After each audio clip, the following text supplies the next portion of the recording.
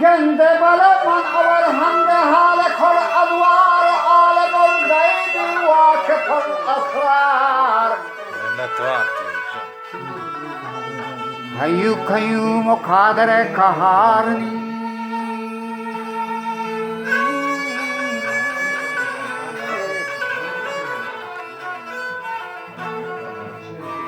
نتا پاکی چی پر ایبان وطن ستار که بی نهاز و در پکرینگا پار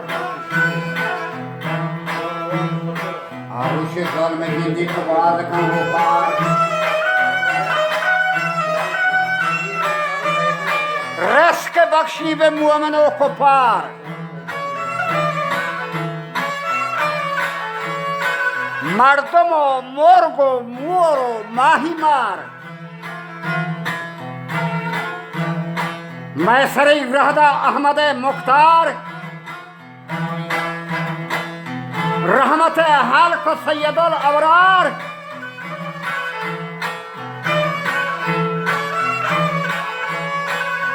حضرت گشتی حق جهان نشینان چار اولی صدیق کا نکو کردار عمر اسلام سپاه سالار شاه ذی-النور و مرتضی کرار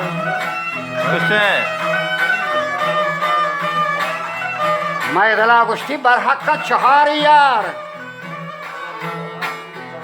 اهل و اصحاب و عزت و اطهار راه پیچو کن روشنی افتار واجه دینده جلو کن گشتی امت گموار عروسی مومنه کرتب خدا با پار مال و جان دات در ره جبار زرتگه پاکین جنت گلزار باغ تجری و تحت الانهار یسری سودای خطر بسیار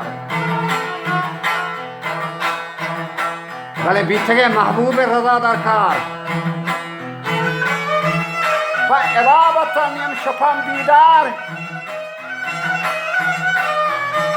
آیت قرآن و کننت اظهار نقش تصویر و ذکر استغفار رشته داران کو چوری دشمنان پیکار